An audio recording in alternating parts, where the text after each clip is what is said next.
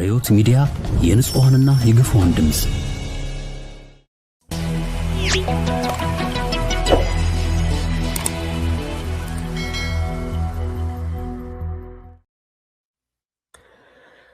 በዛሬ ዝግጅታችን ትኩረት ልንሰጠው ነው አንድ ጉዳይ ሶስቱን ጠበኛ ጀነራሎች አብይ አህመድ ደጅ ያሰባሰባቸው ምስጢር ምንድነው የሚል ጥያቄያችንን ለመመለስ መሞከር ነው። እንግዲህ ይህንን ጉዳይ ከማየት አስቀድሞ አንድ እንደው ስለ ልሂቃን እያወራን ስለሆነ እነዚህን ሶስት ጀነራሎች ውሳኔዎቻቸውን በተመለከተ አብይ ደጅ ምን እያሰባሰባቸው ነው ብለን ስናስብ በአጠቃላይ ልሂቅነትና የኢትዮጵያ ልሂቃንን ባህሪያት በጣም ባጭሩ ማየት ለመንደርደሪያነት ይጠቅማል ብዬ አስባለሁና የተለያዩ የስነ ማህበረሰብና የፖለቲካ አሳቢዎች ስለ ልሂቃን ምንነትና ማንነት እንደሚናገሩት ልሂቃን ከተቀረው ሰፊ ህብረተሰብ በገንዘብ፣ በስልጣን፣ በሙያ፣ በሃይማኖት፣ በርዕዮተ ዓለም ወይም በእምነት ኦር በሌላ ምክንያት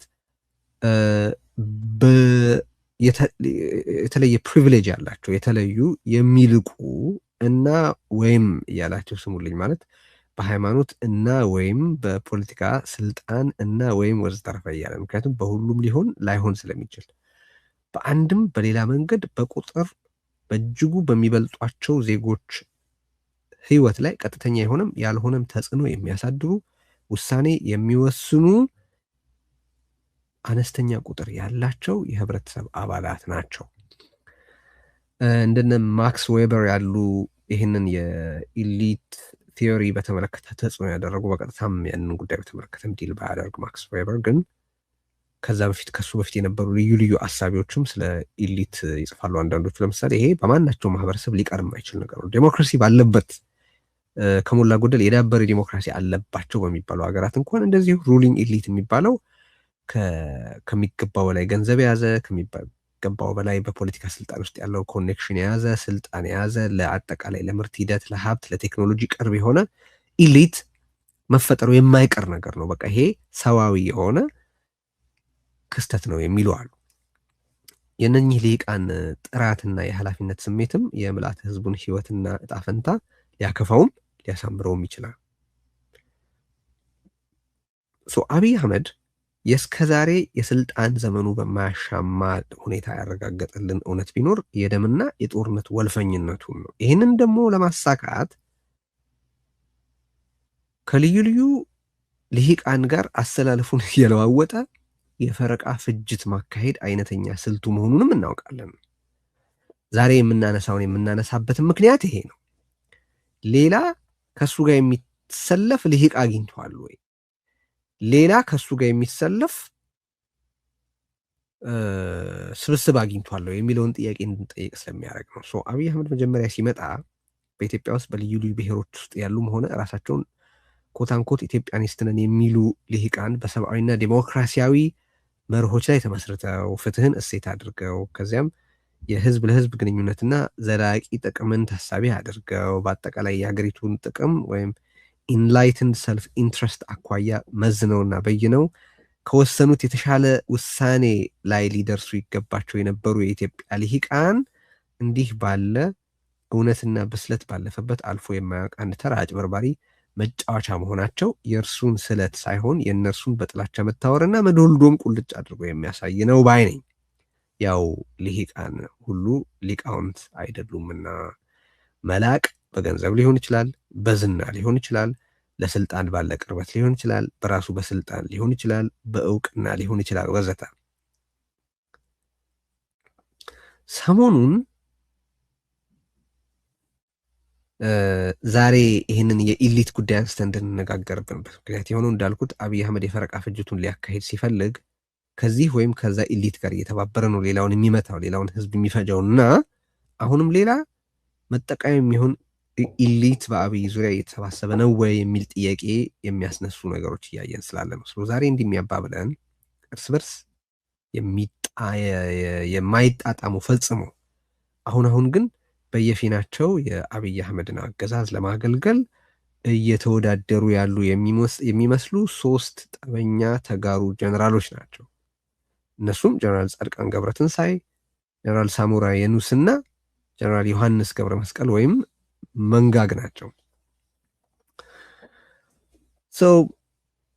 በቅርብ ጊዜ በየበኩላቸው ወደ ሚዲያ እየቀረቡም ለአብይ አህመድ ቀጣይ የጦርነት እቅድ ያላቸውን ድጋፍና አብሮ የመስራት ፍላጎት በይፋ እየገለጡ ያሉ ናቸው። እነዚህ ሶስቱም ጀነራሎች በተካሄደው ጸረ ደርግ ትግል የተካፈሉ ኋላ ላይም በአገሪቱ መከላከያ ሰራዊት ውስጥ ገብተው በተለያየ እርከን የሰሩ ናቸው። ከሶስቱ ሁለቱ የኢትዮጵያ ተተካኪ ጠቅላይ ኢታማዦር ሹሞች የነበሩ ናቸው፣ ጻድቃንና ሳሞራ ማለት ነው። አሁንም ከሶስቱ ሁለቱ አብይ አህመድ በትግራይ ላይ ባወጀው የዘር ፍጅት ጦርነት ላይ ከጨፍጫፊው ጎን ተሰልፈው ያማከሩና ዘመቻ የመሩ ናቸው፣ ሳሞራና ዮሐንስ መንጋግ ማለት ነው።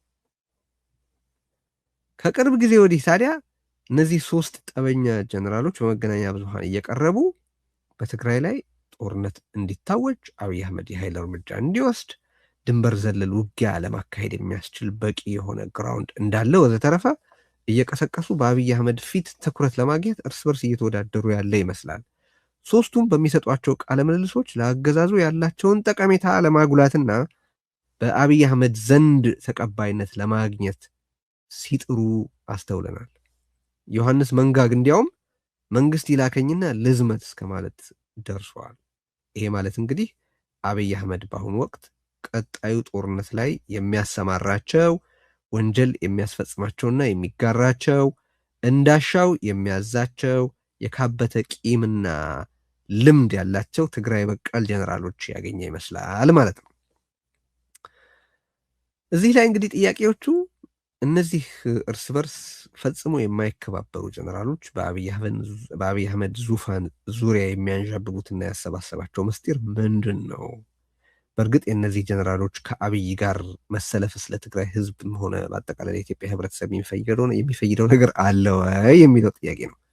ወደ ዝርዝር ጉዳዮች ከማለፋችን በፊት ግን እንደ ካቪያት እዚህ ጋር መግባት ያለበት አንድ መሰረታዊ ነጥብ አለ፣ ሁሌም መረሳት የሌለበት፣ ለእውነትም ለሚዛንም ሲባል መነሳት ያለበት። ማናቸውም ከዘረፈጁ አብይ አህመድ ጋር ያበሩ ወታደራዊና ሲቪል ባለስልጣናት መኖራቸው በማያከራክር ደረጃ የሚያሳየው ነገር ምንድን ነው ካልን የትግራይን አጠቃላይ ፖለቲካዊና መዋቅራዊ ውድቀት ነው። በተጨማሪም አሁን ሶስቱ ጀነራሎችን በተመለከተ እየተነጋገርን ያለ ቢሆንም እንዳልኩት ለእውነትና ለሚዛን ሲባል መነሳት ያለበት ነጥብ ለዚህ ቀውስ መባባልና ለትግራይ ልሂቃን በዚህ ደረጃ መበተን አብይ አህመድ በዚህ ደረጃ ያለ ለዓላማው ለቀጣይ ጦርነቱ የሚበጁት ተባባሪዎች እንዲያገኝ በማድረግ ረገድ ከፍተኛ ሚና የተጫወተው መቀለ ያለው መቀለ የከተመው ፍጹም የሆነ ድንቁርና የወረሰው ቡድን መሆኑ መዘንጋት የለበትም። ይሄ ሁሉ ግን ጀነራሎቹ ማለትም ሳሞራና ዮሐንስ የአብይ አህመድን የዘር ፍጅት እቅዶች እንዲተባበሩ እንደ ጻድቃን ያሉት በኋላ ወደዚህ ሰልፍ የተቀላቀሉትና ያደረጉበት አስገዳጅና ብቸኛ ምክንያት ግን ያ ብቻ ነው ብዬ አላምንም። ያ ልክ ነው። በመቀለ ያለው በጣም ፍጹም ኃላፊነት አልባው ቡድን የፈጸመው ብዙ በደል አለ። በግልም የፈጸመው ግፊት ሊኖር ይችላል። አንዳንዶች እንደውም ለረጅም ጊዜ እዛ ተጠቃሚ የነበሩ ናቸው። ሳሞራም ሌሎቹም ያደረጉትን ለማድረግ ግን አስገዳጁና ብቸኛው ምክንያት ያ ነበር ብዬ አላምንም ማለት ነው። ሌላ ፓት ሊመርጡ ይችሉ ነበር፣ ሌላ መንገድ ሊያደርጉ ይችሉ ነበር። በዝርዝር እመለስበታለሁ። የራሳቸውን ሌላ እንቅስቃሴ መፍጠር ይችሉ ነበር። ከአብይ አህመድ ጋር መሞዳሞድ የግድ አልነበረባቸውም። በዘር ፍጅት በተለይ ዮሐንስና ሳሞራ በዘር ፍጅት ውስጥ መካፈል ብቸኛ ምርጫቸው ነበር ብዬ አላምንም። አሁንም ቢሆን ጻድቃን ከአብይ አህመድ ጋር የፈጠረው ግንኙነት በትግራይ በደረሰበት ግፊት ብቻ ነው ብዬ አላምንም። እነርሱም ቢሆኑ ሶስቱም ጀነራሎች ለመረጡት አሰላለፍና ለአብይ አህመድ እጅ መንሻ ለማቅረብ እንዲኖራቸው ስለሚሹት ሚና ሙሉ ኃላፊነት ራሳቸው መውሰድ አለባቸው ብዬ አምናለሁ። ስለዚህ ዛሬ በትግራይ ስላለው ኃይል ስለማናወራ ለማጣፋት ስንል የግድ ያንን ኃይል ዛሬ እያነሳን መውቀስ አለብን ማለት አይደለም። መሰረታዊ ነጥብነቱን አንስተናል፣ ከግምት እንዲገባ አስታውሰናል። የዛሬ ጉዳያችን ግን ሶስቱ ጀነራሎች ናቸው። ምን ጀምረው በምንድን ነው አጫጭር መግለጫዎች ስለ ሶስቱም ጀነራሎች በመስጠት እንጀምር፣ በኋላ እናያይዘዋለን።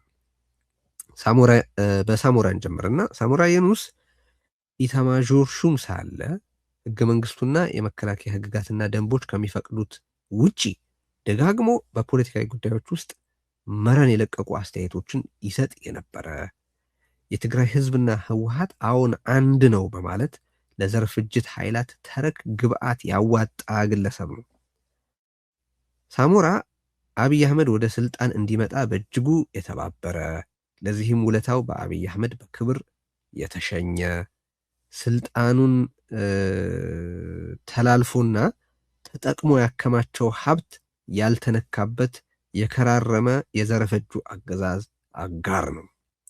ስለዚህ በትግራይ ላይ ለተፈጸመው የዘር ፍጅት ጦርነት ሙሉ ትብብር ያደረገ፣ ከዚያም ጦርነት ያተረፈ፣ አባቱ ብቻ ሳይሆን አያቱ ትግራዋይ የሆነ ሁሉ መብቱን ሲያጣና ንብረቱን ሲነጠቅ፣ እርሱ ግን ንብረቱን አስጠብቆ ብቻ ሳይሆን አስፋፍቶ የቀጠለ ግለሰብ ነው። በዚህም ምክንያት የአብይ አህመድ ወደ ስልጣን መምጣት በሀገሪቱ ላይ ላደረሳቸው ውድመቶች፣ በትግራይ ህዝብ ላይ ላስከተለው ኪሳራ ሁሉ የሞራል የህግም የታሪክም ተጠያቂነት ያለበት ሰው ነው ሳሞራ የኑስ ማለት ነው። ይህንን ሁሉም ማነሳው ለምንድን ነው?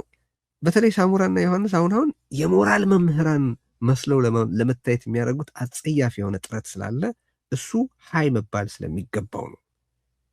እነዚህ ሰዎች ማንና ምን እንደሆኑ ህብረተሰቡ የረሳው የመሰላቸው ይመስላል። እና ሳሞራ ኢታማዦር ሹም ሳለ በፓርቲ ፖለቲካ ውስጥ እስከ አንገቱ ከተነከረ አይቀር አብይ አህመድን ወደ ስልጣን እንዲመጣ ሲተባበር በትግራይ ላይ የዘር ፍጅት እንዳይካሄድ አስፈላጊውን ሁሉ ባለማድረጉ የወንጀል ተጠያቂነት ሊከተለው የሚገባ ነው። አብይ አህመድ ወደ ስልጣን እንዲመጣ ስለተባበረ ከዛ በኋላ በዚህ ሰውዬ ወደ ስልጣን መምጣት ምክንያት በኢትዮጵያ ሁሉም ህብረተሰቦች ላይ ለደረሰው ጥፋት የወንጀልና የሞራል የታሪክም ተጠያቂነት ሊኖርበት የሚገባ ሰው ነው። ከዚያም አልፎ ተርፎ ግን ሳሞራ ራሱ በአደባባይ እንዳመነው አብይ አህመድ በጠራውና በጠየቀው ጊዜ ሁሉ ምክር የሰጠ፣ በትግራይም ጦርነቱ በአጠቃላይ ስምሪቱም ሆነ በዘረፈጅ ጦርነቱ ዝርዝር እቅድ ዝግጅት ላይ እንደተሳተፈ የሚነገርለት፣ በትግራይ ህዝብ ላይ የተካሄደው ፍጅት አገዛዙ ካቀደው ግብ እንዲደርስ የተባበረ ሰው ነው። በዚህም ወቅት በአብይ አህመድ ቀጣይ ዙር ጦርነት ዝግጅት ላይ ለመካፈል ተልእኮ ወስዶ እየተንቀሳቀሰ ያለ ሰው ነው። ይሄ ሁሉ ሳይበቃ ታዲያ በቅርቡ እየሰጣቸው ባሉ ቃለ ምልልሶችም ለትግራይ ህዝብ አሳቢ መስሎ ለህዝብ ፍቅር ያለው መስሎ ለመቅረብ የሞራል የበላይነት እንዳለው ለማስመሰል የሚያደርገው ሙከራ የሚያቅለሸልሽ ነው። ሳሞራ የትግራይን ህዝብ ቀጥቅጦና አስቀጥቅጦ የበቃው አይመስልም። በቅርቡ በትግርኛ በሰጠውና ለማየት የመከራ ያክል በሚከብደው ቃለ ምልልሱ ላይ አንደኛ አብይ ፈጽሞ መዋጋት እንደማይፈልግ ሊያሳምን ይሞክራል። ይሄ ከአብይ አህመድ ስሪትና ባህሪ ጋር የማይጣጣም ከመሆኑም በላይ ከፕሪቶሪያ ስምምነት በኋላ እንኳን ያለውን የአብይን የጦርነት ዝግጅት ሆን ብሎ የደመሰሰ በርካሽ ጥቅም ግፊት ከነባራዊ እውነታ ጋር የተፋታ አቋም መሆኑ የሚያከራክር አይደለም። ሳሞራ ምን ይላል? ትግራይ ከአብይ የሚመነጭ የደህንነት ስጋት እንደሌለባት፣ የትግራይ ህገ መንግስታዊ ግዛት ቢመለስም ባይመለስም፣ የትግራይ ህዝብ የህልውና አደጋ ስጋቱ ቢቀረፍም ባይቀረፍም ትጥቅ መፍታት እንደሚያስፈልግ ሊያሳምን ሞክረዋል። ለዚህ በምክንያትነት የተጠቀሳቸው ነገሮች አሉ። አስረጂዎቹ አንደኛ አብይ አህመድ በትግራይ ላይ እኮ ጦርነት መክፈት አይፈልግም ለሚለው ማረጋገጫ ምንድን ነው ሲባል ባለፉት 3 ዓመታት መዋጋት ቢፈልግ ማንከለከለው የሚል ምክንያት ያቀርባል። ሁለተኛ ትግራይ ሰራዊት ቢኖራትም ባይኖራትም እኮ አብይ የቴክኖሎጂና የሎጂስቲክስ ብልጫ ስላለው የታጠቀ ሰራዊት መኖሩ ምንም ትርጉም የለውም እያለ ነው። እንደዛ ብሏል። ኮዝ አያሸንፍም በአሁኑ ዘመን እያለ ነው። በነገራችን ላይ ሁልጊዜም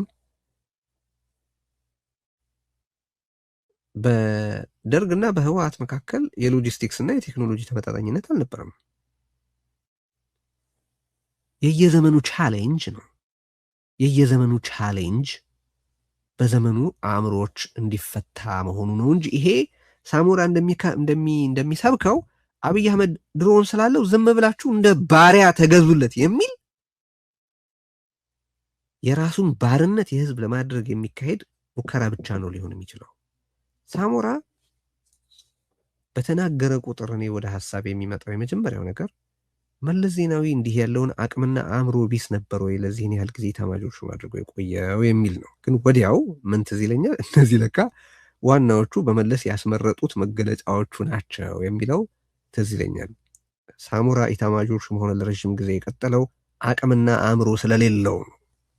ሆነም ቀረ ሳሞራ አሁን ላይ አብይ ድሮን ስላለው ህልውናችሁን ሳታረጋግጡም ቢሆን ስለ ጥቅማችሁ ሳትደራደሩም ቢሆን ደህንነታችሁን ከግምት ሳታስገቡም ቢሆን እንዲሁ ትጥቅ ፍቱ፣ እንዲሁ እጅ ስጡ እያለ ነው። ምክንያቱም መጀመሪያ የተባለው ስጋት የለም ይላል።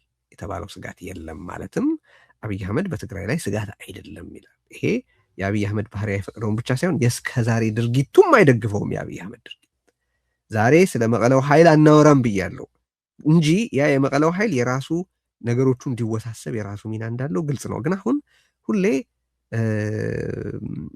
የሆነ ለማጣፋት ያንን ማንሳት ያስፈልጋል ማለት አይደለም። ይታወቃል፣ በቃ በዚህ ዙሪያ ያለኝ አቋም ይታወቃል። እሱን እያሰባችሁ አድምጡኝ። የአብይ አህመድ ለትግራይ ስጋትነት የትግራይን ኢሊት ብቻ ሳይሆን የትግራይን ህዝብ ኤክስተርሚኔት የማድረግ ፍላጎት አብይ አህመድ እንዳለው እኮ በተግባር የተገለጸ ነው። በተግባር የተገለጸ ነው። በፖሊሲ የተገለጸ ነው። በህግ የተገለጸ ነው። በአሰራር የተገለጸ ነው። በሬቶሪክ የተገለጸ ነው። የዘር ፍጅት ኢንተንት ሊገለጽ በሚችልባቸው መንገዶች ሁሉ የተገለጸ ነው። አሁን ሳሞራ የተባለ ከርሳም መጥቶ ከአብይ አህመድ በኩል እኮ ትግራይ ስጋት የለባትም ብሎ ለመናገር ለምን ደፈረ ነው ጥያቄው። ለምንድን ነው ይህንን ጊዜ ጥሩ ጊዜ አድርጎ ያሰበው? አሁን ትግራይ ባለችበት ኬዎስ ምክንያት ቀና ልል የምችልበት ሞራል ኦቶሪቲ ክሌም ላደርግ የምችልበት ሁኔታ አለ ብሎ አምኗል ማለት ነው። ሳሞራ ኮዝ አያሸንፍም በዚህ ጊዜ ቴክኖሎጂ ነው የሚያሸንፈው ሲል ማንኛውም ህዝብ ከዚህ በኋላ ስለ መብቱ መጠየቅ የለበትም። ቴክኖሎጂ ያለው አገዛዝ ካለ ኮዝ ስለማያሸንፍ በተሟላ ሁኔታ ራስን ለባርነት አሳልፎ መስጠት ይገባል የሚል የባርነት ሰባኪ ነው። ባሪያ ነውና ከባርነት ውጭ የሚታየው ነገር የለም። ቢካዝ ትላንትም የመለስ ባሪያ ነበር፣ አሁንም ለአብይ አህመድ ባርነት ራሱን አከራይቷልና ማለት። ይህንን ለማስረዳት የጠቀሰው አንድ ምሳሌ የአሜሪካን በቬንዙዌላ የተካሄደ ስምሪትን ነው በአብነትነት ያነሳው። ሳሞራ ማሰብ ስለተሳነው እንጂ አሜሪካን ካነሳው አይቀር በተሟላ ሁኔታ ነገሩን መረዳት ቢሞክር ወል ታዲያ እንደሱ ከሆነ አሜሪካ አፍጋኒስታን ውስጥ 20 ዓመት ከቆየች በኋላ ከአፍጋኒስታን የምትፈልገውን ነገር ሳታሳካ የወጣችው ታሊባንን ማጥፋት ሳይቻላት የወጣችው ኢንፋክት ልክ በወጣችበት ማግስት ታሊባን ወደ ስልጣን የተመለሰው በምን ምክንያት ነው? አሜሪካ የቴክኖሎጂና የሎጂስቲክስ ብልጫ ስላልነበራት ነው? ቪየትናም ውስጥ ገብታ ከተዋጋች በኋላ የርዕዮተ ዓለም ኮዟን ሳታሳካ የሰሜን ቪየትናም ሰዎች የመላ ቪየትናምን ሊቆጣጠሩ የቻሉት በወቅቱ በነበረው ሁኔታ የሎጂስቲክስ እና የቴክኖሎጂ ብልጫ ስላልነበራት ነው? ኢራቅ ውስጥ ገብታ ያሰበችውን አሜሪካ ያላሳካቸው ኢንፋክት ባደረጋቻቸው ነገሮች ምክንያት የሺያ መንግስት ኢራቅ ውስጥ እንዲመሰረት በማድረግ ለኢራን የተመቸ ሁኔታ መፈጠር ያጠናቀቀችው በኋላም አሚን የተፈለገው የኔሽን ቢልዲንግ ፕሮጀክት ያን ያህል ሳይሳካ የወጣችው አሜሪካ የቴክኖሎጂ እና የሎጂስቲክስ ብልጫ ስላልነበራት ነው ወይ ብሎ ይጠይቅ ነበረ። አሜሪካን ስላነሳት ነው እንጂ የቴክኖሎጂ እና የሎጂስቲክስ ብልጫ ሁልጊዜም የወታደር በማናቸውም ጊዜ ነው እያልክ ያሉት ኢንክሉዲንግ አሁን። ትላንትናም ትክክለኛ ኮዝ ኖሯቸው የተሸነፉ ነበሩ በሌሎች ምክንያቶች። ትላንትናም ኮዝ ይዘው በኮዛቸው ምክንያት ያሸነፉ ነበሩ። ዛሬም ኮዝ ኖሯቸው በሚፈጽሙበት ምክንያት የሚሸነፉ ይኖራሉ። ዛሬም ኮዝ ስላላቸው በጀስት ኮዛቸውና በአፈጻጸማቸው ምክንያት የቴክኖሎጂና የሎጂስቲክስ ብልጫ ያለውን ኃይል የሚያሸንፉ ኃይሎች አሉ። ሌላው ቀርቶ ሩቅ መሄድ አያስፈልግም። የትግራይ ሰራዊት የአብይ አህመድን የቅጥር ነፍሰ ገዳይ ወታደር ከአንድም 2-3 ጊዜ ያፈራረሰው ደብረሲና ድረስ የነዳው የአብይን መንገድ ሊመነግል ጫፍ ደርሶ የነበረው አብይ አህመድ የሎጂስቲክስ እና የቴክኖሎጂ ብልጫ ስላልነበረው ነበር። ሳሞራ ግን ራሱን ለአብይ አህመድ ከሸጠ ከራርሟልና ለእርሱ ጥቅም መረጋገጥ የትግራይን ህዝብ እጅ መንሻ አድርጎ ሊያቀርብ እየሞከረ ነው። ይህንን ስለ አሁንም ትግራይ ላይ ያለው ኃይል የትግራይ ህልውና ዋስትና ነው እያልኩ አይደለም። የትግራይ ጥቅሞች አስጠባቂ ነው ለማለት አይደለም። በዚህ ጉዳይ ግን እኛ ዜጎች የምንሰጠው አስተያየትና እንደ ሳሞራ ያሉ ሰዎች የሚሰጡት አስተያየት ግቡም መነሻውም ፈጽሞ የተለያየ ነውና at the same time የሚሉትም ነገር ውጤቱ በጣም የተለያየ ነው። አሁን እዚህ ጋር ሊነሳ የሚችለው ጥያቄ ምንድን ነው? የፒውር ሎጂክ ጥያቄ የሚያነሱ ሰዎች ሳሞራ ያለው ነገር እውነት ከሆነ ሳሞራ ምን መሆኑ ምን ማተር ያደርጋል? ሀሳቡ አይደለም ወይ መታየት ያለበት ሊባል ይችላል። ለዚህ ሁለት መልስ ነው የምሰጠው። አንደኛ ሀሳቡም ኮሄረንት አይደለም፣ ተጠየቃዊ በሆነ መንገድ ተፈትሾ መቆም የሚችል አይደለም። ለምሳሌ ዝም ብሎ ምርጫ ይደረግ ይላል። ዝም ብሎ ምርጫ ይደረግ ይላል። ዝም ብሎ ትጥቅ ይፈታ ይላል። ዝም ብሎ በቃ እስከ መጨረሻውና መጨረሻው በሰላማዊ መንገድ ምናምን እስከ መጨረሻውና መጨረሻው በሰላማዊ መንገድ የሚባል ነገር በነገራችን ላይ የለም። ስትራቴጂክ ምርጫዬ ሰላም ነው፣ ዴርፎር የምችለውን ሁሉ ለሰላም አደርጋለሁ ማለት ይቻላል። ምንም ይሁን ምን የምከተለው ሰላማዊ መንገድ ነው ማለት ግን ምን ማለት ነው? አስቀድሞ ለባርነት ሰቤት ማድረግ ነው። አስቀድሞ ለባርነት ሰቤት ማድረግ ነው። እንደዛ ከሆነ ታዲያ ምን በዛኛው አገዛዝ መልካም ፈቃድ ያውም አብይ አህመድን በመሰለ ትሬቸረስ በሆነ ግለሰብ ፈቃድ አንድ ህዝብ እንዲያደር መጠየቅ ምን ይባላል? ልክ ነው። ጦርነት እንዳይከሰት አስፈላጊውን ሁሉ ማድረግ ያስፈልጋል። አይ ያ እንዳይሆን ሲባል አብይ ሊያጠፋህም ቢፈልግ ሊቀጠቅጥህም ቢፈልግ ነገሮችን በሰላምና በሰላም ጨርስ የሚባል ነገር ግን የለም። ያ የህዝቡን የመቀጠል መብት የመኖር መብት ይቃረናል።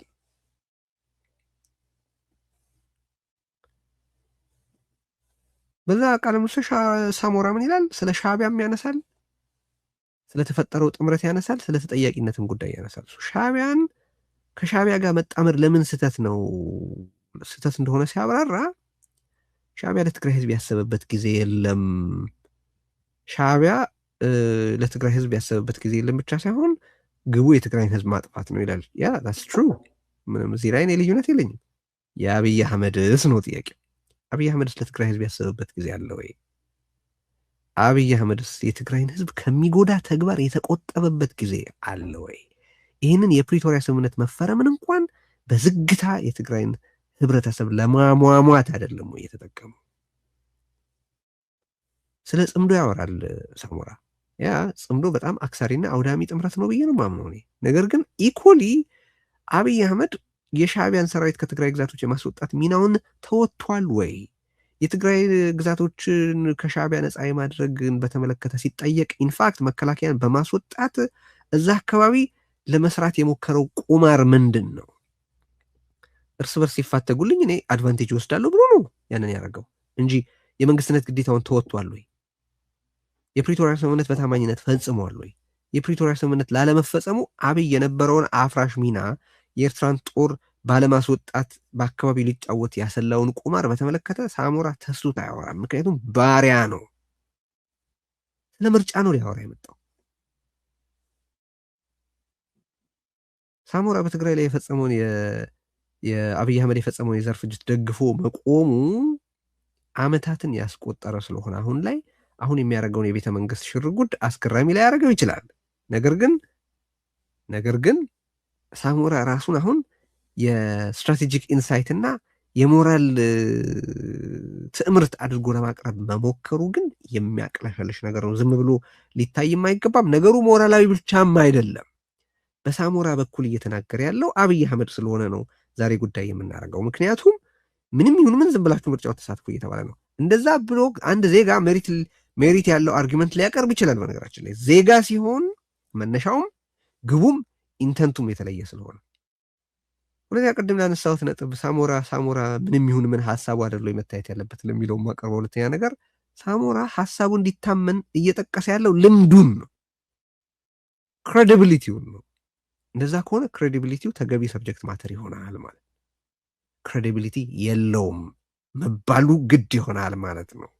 ሳሞራ ህዝብ የሸጠ ነውረኛ ነው ማለትን ግድ ያደርጋል ማለት ነው፣ ራሱ ባመጣው ነገር ምክንያት እንጂ ሳሞራ ዝም ባለበት ጊዜ ማንም ጉዳይ ያደረገው የለም። ሳሞራ ዝም ባለበት በውስጥ ይተባበር እንደነበር እናውቅ ነበር። ለአብይ አህመድ የዝርዝር እቅድ ዝግጅት ምክር እየሰጠ ይተባበር እንደነበር፣ የዘር ፍጅት ዘመቻው አካል እንደነበር እናውቅ ነበረ። ግን ጉዳይ አላደረግነው። ምክንያቱም ሳሞራ አንድ ለሆዱና ለጥቅሙ ለሀብቱ ጥበቃ ሲል ህዝብን አሳልፎ የሸጠ ከሃዲ ከሆነ አንድ ግለሰብ ነው። የእሱ እዛ መሆን አለመሆን ምን ለውጥ ያመጣል በሚል ነው። አሁን መጥቶ የሞራል መምህር የህዝብ ተቆርቋሪ አብነት ልሁን ሲል ግን አይ ይህን ያህልስ መባል አለበት። ሳሞራ ከእስካሁን ድርጊቱና አቋሞቹ እንደምንረዳው ለትግራይም ሆነ ለኢትዮጵያ የሚያዋጣው ሀሳብ የሚያካፍለው እውቀትም ሆነ በጎ ልምድ የለም። አሁንም ላደረለት አብይ አህመድ የባርነት መልእክቱን ነው ለማስተላለፍ እየመጣ ያለው። ሪጋርድለስ በአሁኑ ወቅት በትግራይ ባለው ኃይል ላይ ስር የሰደደ ቅሬታ ያላቸው ሰዎች እንኳን ሳሞራን ለፍርድ የሚፈለግ እንጂ ምክር የሚጠየቅ ሰው አይደለም። ሌላው ሰው ዮሐንስ መንጋግ ነው። ዮሐንስ ከጻድቃንና ከሳሞራ ጋር የራሱ ቂም ያለውና ይህንኑ በቀል ለመወጣት ሲል የሚዘገንን ርቀት ለመሄድ ባለው ፈቃድ የሚታወቅ ሰው ነው። ሳሞራን ከስልጣን አባረረኝ፣ ኬፐብል ጀነራል እያለሁኝ በመከላከያ እንዳላገለግል አደረገኝ ብሎ አቂሟል። በቅርቡ በጻፈው መጽሐፍ ላይ ደግሞ የኢትዮ ኤርትራ ጦርነትን በመምራት ጻድቃን የነበረውን ሚና በአጸያፊ መጠን ያጥላላል። ከምግባርና ከህሊና ተጠየቅ የጸዳ ቀውስ ግለሰብ ነው ዮሐንስ። ለዚህ ብዙ ማስረጃ ማቅረብ ይቻላል። በትግራዩ ዘረፈጁ ጦርነት ውስጥ የነበረው ተሳትፎ መጠንና ጥልቀት በአደባባይ የሚታወቅ ነው። ግንባር የመራ ሰው ነው እንደምታውቁት። ግን የትም ሳንሄድ ራሱ የጻፈው መጽሐፍ አለ ለዚህ ቀዳሚ እማኛችን ሊሆን የሚችል በዚያ ለማንበብ በድንቁርናውና በእብሪቱ ምክንያት ለማንበብ ህመም በሆነ መጽሐፉ ላይ ኢንትረስቲንግ የሆኑ ነገሮች ያነሳሉ። ማለት ከሱ ራሱን ክሪሚናላይዝ የሚያደርግ ማለት ነው። ኢንትረስቲንግ ስል መጽሐፉ በጣም ኦፌንሲቭ ነው፣ ህመም ነው መጽሐፉን ማንበብ። በነገራችን ላይ መጽሐፍ ማንበብ በቃ እንዲህ ባለ ስራ ነገሮችን ከባድ ከሚያደርጉ ነገሮች መካከል አንዱ የአብይ አህመድ ንግግርን መስማት፣ ሁለተኛ ደግሞ እንዲህ ያሉ የዮሐንስ መንጋግን አይነት መጽሐፍት ማንበብ ነው። የአብይ አህመድ አገዛዝ መጽሐፉ ላይ ምን ይላል ዮሐንስ? የአብይ አህመድ አገዛዝ ከቶኑ የጦርነት ዝግጅት እንዳልነበረው በድንገት እንደተጠቃ ወዘተረፈ አንስቶ የአብይ አህመድን የጦርነት ጅማሬ በተመለከተ ያስተጋባውን ትርክት ሙሉ በሙሉ ይጋራል። ግን አት ዘ ሴም ታይም ደግሞ ምን ያምናል? በትግራይም በኩል ደግሞ ያለው ዝግጅት በጣም ዝቅተኛ እንደነበር፣ 9,000 ብቻ የልዩ ኃይል አባላት በትግራይ በኩል እንደነበሩ ይናገራል። ኢንፋክት ቲፒኤልኤፍ እኮ ሚዲያ ላይ እንጂ ሜዳ ላይ አልነበረም እንደሚልም ይታወቃል። ሶ ቤዚክሊ ሁለት ያልተዘጋጁ አካላት ያካሄዱት ጦርነት ነው እንደማለት ይሆናል ማለት ነው።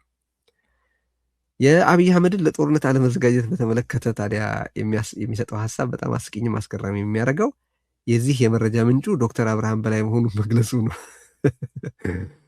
እና ጦርነቱ በተጀመረ ማግስት አብይ አህመድ እንደደወለለት ይጠቅሳል በዛ መጽሐፍ ላይ። እና ጥቅምት 25 ደወለልኝ ይላል። አገሬን እንዳገለግል ጥያቄ ቀረበልኝና ይህንን አገርን የማገልገል አጋጣሚ ማለፍ ስላልቻልኩኝ እዛው ጥያቄውን ተቀበልኩ ይላል። ጦርነቱ የሚያደርሰውን ጉዳት ለመቀነስ ስል ለዘመቻ የቀረበልኝን ጥያቄ ተቀበልኩ ይላል። እና በነገራችን ላይ አንድ መንጋግ በመጽሐፉ የሚያምነው ነገር የኤርትራ ሰራዊት የገባው ሮኬት ተተኩሶ ተጋብዞ እንዳይደለ ያምናል። ሮኬት ከመተኮሱ በፊት ኦልሬዲ የኤርትራ ሰራዊት በትግራይ ግዛት ውስጥ እንደነበርም ይቀበላል። ግን በዚያ ያበቃም መንጋግ። በመጽሐፉ ገጽ 365 እና 366 ላይ ምን ይላል? መቀለ ከተማን ለመቆጣጠር የሰጠሁት ሙያዊ ምክር በሚል ርዕስ ነው። መቀለ የሚያዝበትን እቅድ የነደፈው እርሱ እንደሆነ ዝርዝር እቅዱን ለብርሃኑ ጁላ በጽሁፍ ማቅረቡንና ሁሉም ሙሉ ተቀባይነት ማግኘቱን በብርሃኑ ጁላ እቅዱ ሙሉ ተቀባይነት ማግኘቱን ሁሉም በእርሱ እቅድ መሰረት መፈጸሙን ይናገራል። በበሉልኝ ሁሉም በእቅዱ መሰረት ተፈጽመዋል ይላል። እንደዛ ከሆነ እንግዲህ በራሱ በዮሐንስ መንጋግ እምነት መሰረት አንደኛ ህዳር 19 መቀለ በተያዘችበት ዕለት 20 ወጣቶች ተረሽነዋል። ይሄም በዮሐንስ መንጋግ እቅድ መሰረት የተፈጸመ ነው ማለት ነው። አብይ አህመድ መቀለ ላይ እንዴት ጠብቀው አይዋጉንም? ጀግና ቢሆኑ ኖሮ ህዝቡን ጥለው አይሄዱም ነበር ብሎ በከተማ ውስጥ ውጊያ እንዲካሄድ ሳልቬት ሲያደርግ ታስታውሳላችሁ። ስለዚህ አሁን በዮሐንስ በራሱ እምነት መሰረት የከተማ ውጊያ መቀለ ውስጥ ማካሄድ የዮሐንስ እቅድ አካል ነበር ማለት ነው። አብይ አህመድ መቀለን በሻሻ የማድረግ እቅዱ ከመጀመሪያ ጀምሮ የተያዘ እንደሆነ በፓርላማ በአደባባይ የገለጸው ነገር ነው። ይህም የዮሐንስ እቅድ አካል ነበር ማለት ነው። መቀለን በታንክ ስለመደብደብ የተናገረውን ኮሎኔል ታስታውሱታላችሁ አይደል? መግለጫ ሰጥቶ እንግዲህ ይህም የዮሐንስ መንጋግ እቅድ አካል ነበር ማለት ነው፣ መቀለን በታንክ መደብደብ። ምክንያቱም አገን በዛ መጽሐፉ ገጽ 366 ላይ እንደዚህ ይላል፣ ያዘጋጀሁትን እቅድ አዘጋጅቼ እንዳስረከብኩ ጠቅላይ ኤታማዦር ሹሙ ሙሉ በሙሉ ተስማሙ። በዚህም መሰረት በተዘጋጀው እቅድ መቀለን የመቆጣጠር ኦፕሬሽን ተካሄደ ይልና ሁሉም በእቅዱ መሰረት ነበር የተፈጸመው ይላል። አሚን እኔ በአብነትነት ይሄን ላንሳ ብዬ ነው እንጂ በዛ ጦርነት ውስጥ የነበረውን ተሳትፎ በተመለከተ ራሱን ጻድቅ እያደረገ ግን ደግሞ ለራሱ ክሬዲት የሚያሰጥ ይመስለው በወንጀል ውስጥ ያለውን ተሳትፎ ያስቀምጣል። በተደጋጋሚ ጭፍጨፋ ደርሶባቸው ወደ በረሃ የወጡትን የትግራይ ወጣቶች እንኳን ተታለው ነው በረሃ የወጡት የሚል ነውረኛ ነው። በነገራችን በህወሓት ፕሮፓጋንዳ ተታለው። ህወሓት ያኔ መች ፕሮፓጋንዳ የማካሄድ አቅም ነበረው? በመጀመሪያ ተበትኖ ነው የነበረው። የዘረፈጅ ኃይላቱ በወጣቱ ላይ ብቻ ሳይሆን እድሜ ሳይለዩ በእናቱ ላይ፣ በእህቶቹ ላይ፣ በራሱም ላይ በፈጸሙት ነውረኛ የዘር ጭፍጨፋ ምክንያት ነው ወጣቱ ወደ በረሃ የወጣው። ይሄ ግን ለዮሐንስ ኢንጆይ የሚደረግ ሲን ነው። ምክንያቱም የእሱ ጉዳይ ዋናው አዲስ አበባ ያሉት ቪላዎቹ ስለሆኑ። ግን የሚገርማችሁ እንደዚህም አደግድጎ በአብይ አህመድ ዘንድ ከበሬታ አላገኝም። መንጋግ ምን ይላል? ምን ነው በህዝብ ላይ እንዲጨከንክ ተብሎ በቅርብ ወዳጆቹ ሲጠየቅ ንብረቴ እኮ ያለው ፊንፊኔ እንጂ መቀለ አይደለም እንደሚል ሰማለሁ። ጥያቄ ታዲያ ኦኬ ዮሐንስ ሳሞራና ጻድቃን ከኢትዮ ኤርትራ ጦርነት በኋላ አዲስ አበባ ላይ አይ ቲንክ የቤት መስሪያ ቦታ የተሰጣቸው በተመሳሳይ ጊዜ ነበር። ጻድቃን ነጋዴ ሆኖ ቤቱን ሰራ። ሳሞራ በስልጣን ላይ ሆኖ በተነከረበት ሙስና ምክንያት ቤቱን ሰራ እንበል። ዮሐንስ አንተስ ከየትኛው ወንጀል ባገኘኸው ገንዘብ ነው ቪላዎችን የሰራኸው? ያንተንስ ቪላዎች ለማስጠበቅ ሲባል ትግራይ መሰዋትና ህልውናዋ ማብቃት አለበት ወይ የሚል ነው። አሁንም ጦርነት አዝምቱኝና ልክ ግንባር ልምራ እያለ መፏለዱን ቀጥሏልና እንዲህ ያለው ነውር ጌጡ ታዲያ አሁን ላይ የምግባርና የህዝባዊነት ቀንዲል አድርጎ ራሱን ለማቅረብ የሚያሳየው ድፍረት አስቀድሜ እንዳነሳሁት ከማናቸው ሞራላዊና ህሊናዊ ተጠያቂነት የተፋታና የጸዳ ለመሆኑ ደንበኛ ማሳያ ነው። አሁን መጥቶ ይሄ የአብይ አህመድን አንድ አጀንዳ ተቀብሎ ለማስተጋባት እየሞከረ ነው። ሶስተኛው ጻድቃን ነው። በእኔ አስተያየት ጀነራል ጻድቃን በትግራይ ህዝብ ላይ ጦርነት በታወጀበት ወቅት ህይወቱን ጭምር ለአደጋ ዳርጎ ግዴታውን በመወጣቱ ምክንያት ቀደም ሲል ከተነሱት ሁለት ሆድ አምላካቸው ከሆኑ ጀነራሎች ጋር አብሮ በአንድ ምድብ ሙሉ በሙሉ መጠቀስ አለበት ብዬ አላምንም። ነገር ግን አሁን ላይ እርሱም የአብይ አህመድን በር በማንኳኳት የተጠመደ ቢሆንም ምድቡ ግን የተወሰነ ልዩነት አለው የሚል ሐሳብ አለኝ። ጀስት እንደ ካቪያት ላንሳ። ያም ሆኖ ግን በቅርብ ወራት የአብይን ደጅ በማንኳኳት ረገድ የነ ዮሐንስና ሳሞራ ወደረኛ ለመሆን እየተጋ መሆኑ ግን ግልጽ ይመስለኛል። ስለዚህ ለጻድቃንም ያሉኝ ጥያቄዎች አሉ። ጻድቃን ትግራይ ላይ ምክትል ፕሬዝደንት ሆኖ የመንግስትን መዋቅር ይዞ ሳለ ትርጉም ያለው ህዝብ አሳታፊ ፖለቲካ መስራት ሳይችል፣ ለውጥን እውን ማድረግ ሳይችል፣ ህብረተሰብን ትራንስፎርም ማድረግ ሳይችል፣ ተቋም በመፍጠር ረገድ አዲስ ስትራቴጂክ የሆነ የፓወር ቤዝ መፍጠር ሳይችል፣ ማህበረ ፖለቲካዊ መሰረት ማበጀት ሳይችል አሁን ብርሃኑ ጁላ በሰጠው ቤትና አብይ አህመድ እንደ ግል ቅጽሩ በሚያስተዳድረው አዲስ አበባ ቁጭ ብሎ ነው ሊያሳካው እያሰበ ያለው? እኔ ለጻድቃን ያለኝ ሌላ ጥያቄ የትግራይ ወጣቶችስ ቢሆን እርሱ ኢታማዦር ሹም እንዲሆን ሞተው፣ እርሱ ምክትል ፕሬዝደንት እንዲሆን ሞተው፣ የእርሱ ንብረት እንዲጠበቅ እንዲመለስና ቢሊዮነር ሆኖ እንዲቀጥል ሞተው ሳይበቃቸው እንደገና እርሱን ወደ ስልጣንና ወደ ትግራይ ለመመለስ መሞት አለባቸው የሚለው እንዴት ነው የሚል ነው። ጻድቃንም ቢሆን ብርሃኑ እንዴት ቤት እንደሰጠው ለሚጠይቁት ወዳጆቹ ሲመልስ ኢታማዦር ሹም ስለነበርኩኝ ሕግ በሚፈቅደው መሰረት ነው ቤት የተሰጠኝ እንደሚል እሰማለሁ። የአብይ አህመድ አገዛዝ ትግራዋይ የተባለን ሁሉ መብት ሲገፍ ሕግ ብሎ ነገር ሳያውቅ የእርሱን ጥቅማ ጥቅሞች ለማስጠበቅ ሲሆን ብቻ ነው የሕግ ፋይዳና የበላይነት የሚገባው። የፕሪቶሪያን ስምምነት ላለመፈጸም በዛ ደረጃ ሲያሴር የሕግ የበላይነት የስምምነትን ዋጋ ሳያውቅ ኢንጉድ ፌዝ መደራደርና መዋዋልን ሳያውቅ የጻድቃንን ጥቅሞች ለማስጠበቅ ሲሆን ነው የሕግ የበላይነትና የሕግን ፋይዳ የሚያውቀው። ያ ቤት የተሰጠው አንዳች ጥቅም ለሚቀጥለው ጦርነት ወይም በትግራይ ውስጥ ሊፈጸም የሚፈለገው ነገር ይበጃል ተብሎ ስለታሰበ እንጂ ሕግ ስለሚፈቅደው አይደለም። ጥያቄው አሁን እዚህ ጋር የሶስቱንም ጀነራሎች ሰሞንኛ ቃለ ምልሶች ስንመለከት አብይ አህመድ በርዕሰ ጉዳይ ከፋፍሎ አሰማርቷቸው ነው የሚል ጥያቄን ያጭርብናልና ነው። ጻድቃንን ስለ ባህር በር፣ መንጋግን ስለ ቀጣዩ ጦርነትና ወታደራዊ ስምሪት አስፈላጊነት፣ ሳሞራን ደግሞ ስለ ምርጫ እንዲያወሩ ተልእኮ ከፋፍሎ ሰጥቷቸው እንደሆነ እንድንገምት ግድ የሚል ሁኔታ አለ። ግምት ነው እንግዲህ ጻድቃን ሳሞራም ሆነ መንጋግ ለመለስም ለአብይም ለመስራት ከመረጡ ሶስቱም ባለሀብቶች ከሆኑ የሶስቱም የሀብት ማዕከል አዲስ አበባ ከሆነ ታዲያ ሶስቱም ጀነራሎች አሁን አብይ ደጅ ያሰባሰባቸው ምንድን ነው የሚለውን ጥያቄ መመለስ ቀላል ይሆናል። እዚህ ላይ አስገራሚ የሚሆነው ጻድቃን ስለ አብይ ሲናገር ከዚህ ቀደም እንደምታስታውሱት ከአብይ አህመድ ጋር በነበረው ውይይት በገንዘብና በኃይል የማይንበረከክ ኢሊትም ሆነ ህዝብ የለም ብሎ እንደሚያምን እንደነገረው አንስቶ እርሱ ግን ይህን እንደማይቀበለው የትግራይ ህዝብ የተደራጀና ለመብቱ የሚቆም ህዝብ ነው፣ ጥሩ አይደለም፣ እዚህ ውስጥ አትግባ ብሎ እንደመከረው ገልጦ ነበር። ቤዚካሊ አብይ አህመድ ያኔ በገንዘብና በጉልበት ሁሉም ይንበረከካል ያለውን ነገር በራሱ በጻድቃን ላይ የተገበረው ነው ወይ የሚል ጥያቄ እንድንጠይቅ ግድ ይላል። ታዲያ ሶስቱን ጀነራሎች አሁን በአብይ ደጅ ዙሪያ ምን አሰባሰባቸው ነው ጥያቄው። የተወሰኑ ጥቂት ምክንያቶች ልጥቀስ፣ እንደው አሰላስላችሁ ልትቀጥሉት ትችላላችሁ። አንዱ ሚዛን የሚያስት ቂምና ብስጭት ነው። እንዳልኩት ጻድቃን ከሳሞራና ከዮሐንስ ጋር አይግባባም፣ ዮሐንስ ከሳሞራና ከጻድቃን ጋር አይግባባም፣ ሳሞራ ከዮሐንስና ከጻድቃን ጋር አይግባባም በተጠቀስኳቸው ምክንያቶች።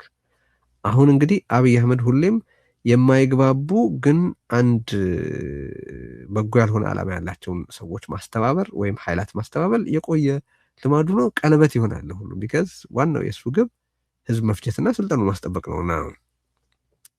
አሁን እነዚህ ጀነራሎች በአንድም በሌላ መንገድ በትግራይ ወታደራዊ ስሪቱ ታሪክ ውስጥ ስፍራ ያላቸው የነበሩ ሰዎች፣ በተለይ ዮሐንስና ሳሞራ እንኳን ቀደም ብለው ነው ለአብይ አህመድ ራሳቸውን ያከራዩት።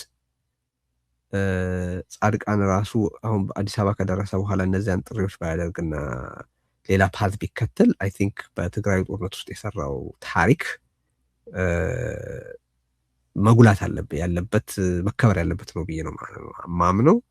አሁን የሚያደርጉትን ነገሮች አሁን የሚያደርጋቸውን ነገሮች መተቸት አይ ቲንክ በትግራዩ ጸረ ዘር ፍጅት የተካሄደው ጦርነት ላይ የነበረውን ሚና ሊሰርዝ ይገባል ብዬ አላምንም።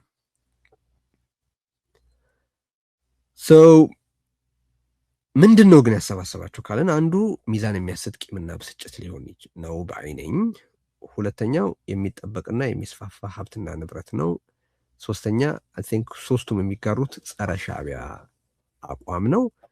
በዚህ አይ ቲንክ ይሄ በሜሪት ላይ ተመስርተን ብናየው በትግራይ ፖለቲካል ኮንሰንሰስ ተፈጥሮ የሁሉንም የትግራዊ የምሁር፣ የወታደር፣ የንግድ፣ የኢኮኖሚ፣ የእርሻ፣ የቴክኖሎጂ ሌሎች አቅሞችን የሚጠቀም መንግስታዊ መዋቅር ተመስርተው ቢሆን ኖሮ በሻዕቢያ ላይ ያላቸው አተያይ ስህተት ነው ማለት አይቻልም። ነገር ግን አሁን ቅድም እንዳልኩት ዜጎች ሲሉትና የአብይ አህመድ ቫንቴጅ ፖይንት ላይ ቆሞ ሻዕቢያን ማውገዝ በጣም የተለያየ ይዘትና ዓላማ ያላቸው ናቸው። አብይ ሌላ ጦርነት ለመክፈትና ወንጀሎቹን በጠቅላላ ሻዕቢያ ላይ ለመደፍደፍ ስለሚፈልግ ነው ያንን የሚያደርገው። ሳሞራ ስለ ሻዕቢያ ወንጀሎች ሲያወራ ያው ልክ እንደ ጻድቃን ሁሉ ልክ እንደ ዮሐንስ ሁሉ ስለ ጋባዡ ስለ አሁኑ አለቃቸው ማውራት አይፈልጉም። አሁን ላይ ግን ሁሌም እንጠይቃለን፣ ማን ጋበዘው? ሻዕቢያ ያደረገውን ገብቶ እንዳያደርግ የመከላከል ኃላፊነት የማን ነበር ብለን መጠየቃችንን እንቀጥላለን። አራተኛው እና ምናልባት ሶስቱን ጀነራሎች አሁን ላይ እያግባባቸው እንኳ ባይሆን በአብይ አህመድ ዙሪያ እንዲሰባሰባል እያደረጓቸው ያለው ነገር ከጦርነት የማትረፍ ፍላጎት ወይም ዎር ፕሮፊቴሪንግ ሊሆን ይችላል ብዬ አስባለሁ። ጥቂቶቹ ተጠቃሽ ምክንያቶች እነዚህ ናቸው። እንደኔ አስተያየት ግን በእነዚህ ሁሉ ውስጥ በሶስቱም ጀነራሎች ከአብይ ጋር ለአብይ ቅርብ ለመሆን በሚደረግ ሽኩቻ ወይም በሚደረግ ውድድር ውስጥ የትግራይ ህዝብ ህልውና፣ ደህንነትና ጥቅም የስሌታቸው አካል አይደለም፣ ስሌታቸው ውስጥ የለም ባይነኝ። ሂደቱም ውጤቱም ከዚህ ውጪ አይናገርም። ቀድሞውኑ ከአብይ አህመድ ጋር በመስራት የሚሳካ የማናቸውም ህዝብ ህልውናና በጎ ጥቅም ፈጽሞ የለምና ነው። አብራችሁን ስለነበራችሁ በጣም አመሰግናለሁ። ዝግጅታችን የተከታተላችሁ ሁሉ እንዳልኩት ዝግጅት ከሰራን ስለቆየን ለብዙዎች ጋር እየደረሰ እንዳይደለ መልእክት እናያለንና በእናንተ በኩል ላይክ በማድረግ ሰብስክራይብ በማድረግ ሼር በማድረግ እና ሌሎች ነገሮችንም እንደዚህ ተደራሽነታችንን ለማስፋት የምትችሉትን ሁሉ በማድረግ የመልእክታችን ተደራሽነት እንዲሰፋ እንድታደርጉልን በታላቅ ትህትና እንጠይቃለን። ሪዮትን ደግሞ መደገፍ ስትፈልጉ በ202-415-8418 ላይ በዜልና በካሻፕ መደገፍ ትችላላችሁ። የዛሬ ዝግጅታችን በዚህ ተፈጽሟል። ዜናንም በጣም አመሰግናለሁ። ቸር ጊዜ ይሁንላችሁ። ርዕዮት ሚዲያ ፍትህ ለተነፈጋቸው የሚቆም ለተገፉ ድምጽ የሚሆን ርዕዮት ሚዲያ ስለተበደሉ ሁሉ መብት፣ ስለ ንጹሃን ደህንነት ለዓለም የሚያስተጋባ መድረክ። ሰብአዊ ክብር የዘውትር ትኩረታችን፣ ዕውቀት፣ እውነትና ፍትህ የሁል ጊዜ ጉዳያችን ነው። ርዕዮት የኢትዮጵያን ሁለንተና የሚቃኝ ልዩ ልዩ ዝግጅቶችን በበርካታ መንገዶች በመላ ዓለም ላሉ ተከታታዮቹ የሚያሰራጭ ሚዲያ ነው። የተመረጡ ውይይቶች፣ ቃለ ምልልሶች፣ ትንታኔዎችና ጽሑፎች የሚስተናገዱበት የልቀት የዕውቀትና የሐሳብ ማዕከል። የዩቲዩብ ቻናላችንን ሰብስክራይብ፣ የፌስቡክ ገጻችንን ላይክ፣ ዝግጅቶቻችንን ሼር ያድርጉ።